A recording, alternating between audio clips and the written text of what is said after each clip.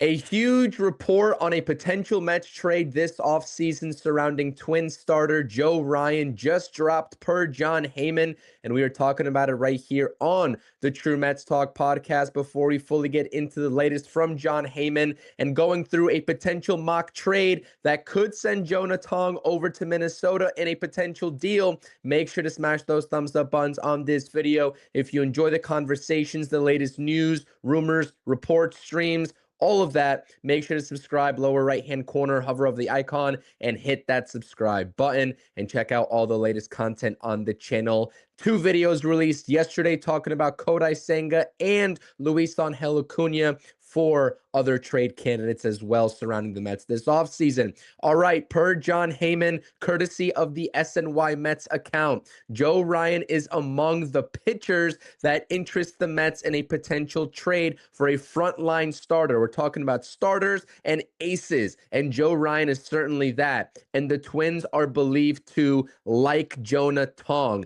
And again, this is per Jon Heyman, the always reliable Jon Heyman. And this is huge news because there's been a lot of speculation on multiple names in the Twins organization with their status in the AL Central, a huge question mark, and also probably looking to offload some payroll.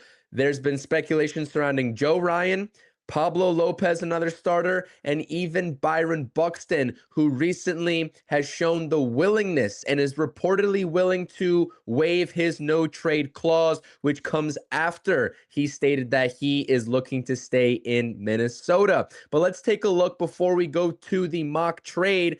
Let's take a look at the Joe Ryan production outlook, and he is a stud. This is a guy that you can definitely pair with Nolan McLean at the top of the rotation and still have some room given the years of control left on his contract before he hits free agency for another lateral move, whether it's another trade or a free agent signing. Let's say it's Atsuya Amai to bolster your rotation around Clay Holmes, David Peterson, and Nolan McLean, as well as Sean Manaea. Joe Ryan is 29 years old, and he will not be unrestricted free agent until after the 2027 season, which means the Twins are probably looking for something of value back, right? A big name prospect, and that it has been identified already, as the previous report states, in Jonah Tong. But you see the 2024 and 2025 metrics here for Joe Ryan in a Minnesota Twins uniform. In 2024, the innings really weren't there at 135 innings. There was an injury that plagued him there, but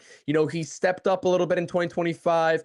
A little bit more on the field, readily available for the Twins at 171 innings pitched. You see the ERA, the whip, and the strikeout percentage collectively over the past 2 seasons. This guy has a 7-pitch mix, and this is why I would be interested in making this move. I know that Jonah Tong is a very hot commodity within the Mets fan base, especially when you talk about the prospects and watching him as a fast riser in this farm system. But the one issue that we saw with Jonah Tong when he got the call up to the major leagues is his inability to have a defined put-away pitch. We know the advanced metrics on Jonah Tong's fastball, especially the movement on it. But outside of the changeup and maybe one other pitch, he really has yet to establish a dominant third pitch, and he does not have a fourth pitch to be a consistent starter this early on into his career. He's going to be a great pitcher, but the offseason developmental factor is something that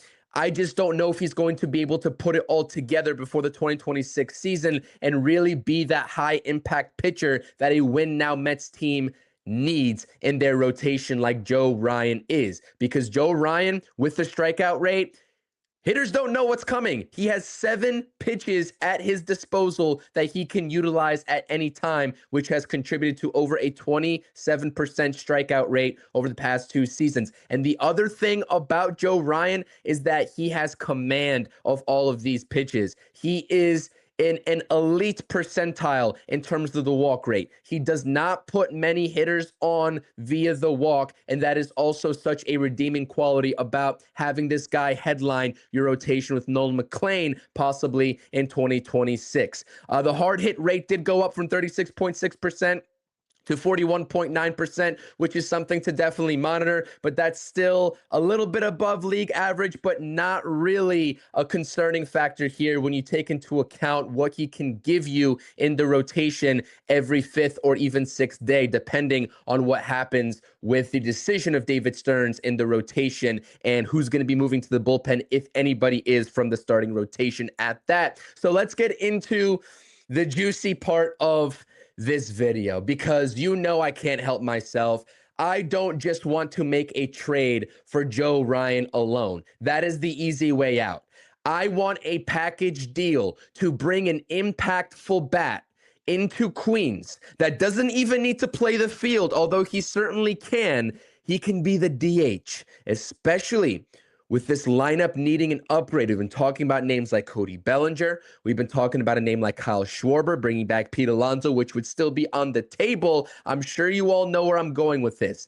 Bring me Joe Ryan and Byron Buxton in a blockbuster deal that sends Kodai Senga, Jonah Tong, Ryan Clifford, and yes, Mark Vientos to open up that DH spot over to Minnesota in exchange for these two guys. I know that Byron Buxton, I've made videos about Byron Buxton before and expressing my interest in him, and a lot of fans have pushed back saying he is too injury prone. Yes, that is a fact. He has, suffered from a lot of unfortunate injuries that has hampered him in terms of playing and producing the most that he possibly can in Minnesota. But if you take him out of the field, even on a regular basis, right? He's a split-time outfielder and DH. That limits the opportunity for injury out there in the outfield. I really think that he could get back on track and really be a productive player. The report is that Byron Buxton is willing to waive his no-trade clause, especially with the state of the Minnesota Twins organization. I'm sure at some point the hunger for winning has to kick in, and I think a change of scenery would do Byron Buxton really well, especially for some of the offensive metrics that can go up. And the best thing about Byron Buxton, we all know, like I said, the outlook of Joe Ryan is what it is. I just went into it. He's a great, fantastic pitcher that anybody would like to have in the rotation.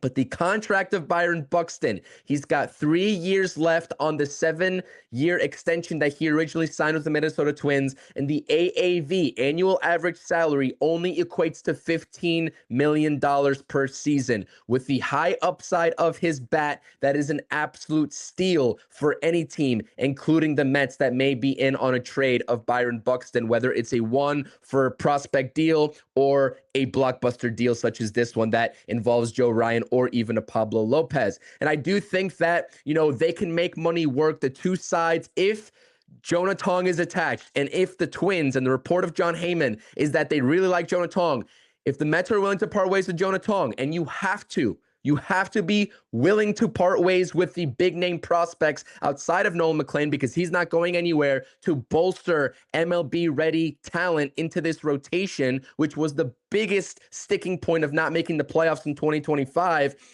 Kodai Senga can go back there and you can make money work, because it's basically $45 million over the next 3 years for Byron Buxton and about $30 million over the next 2 years for Kodai Senga. I'm sure the Twins, I almost said Brewers, I'm sure the Twins are going to want to offload some payroll. And like I mentioned in my hypothetical trade of Freddie Peralta yesterday in the video, you can still eat half of that salary from Kodai Senga and take on the money of Byron Buxton's contract and still be flexible of making other moves to bring back Sugar Diaz and also maybe even Pete Alonso. So Ryan Clifford also goes back in this deal. I think they really lack some power and pop in that lineup. I don't even know who's going to be playing first base. They're having internal conversations about Cody Clemens being a first baseman in 2026, which is absolutely egregious. Ryan Clifford goes in that deal. And also they're looking for a DH type bat, and that is Mark Vientos, to make room, like I said, to make room for a DH candidate in whether it's Pete Alonso or Byron Buxton in 2026. 26 for the New York Mets. So Mets fans, let me know what you think about this mock trade. Let me know what you think about the report from Jon Heyman. Joe Ryan is only one big name ace type pitcher that the Mets are in on this offseason, but it is a very good sign that they have identified Jonah Tong as a prospect of their liking, and David Stearns can now wheel and deal for either a one for prospect trade or a blockbuster deal like this one. So would you do this? Would you not do this? Again, smash those thumbs up buttons, bring you all the latest content, news, rumors on the channel. And as always, see you all in the next video. Let's go Mets.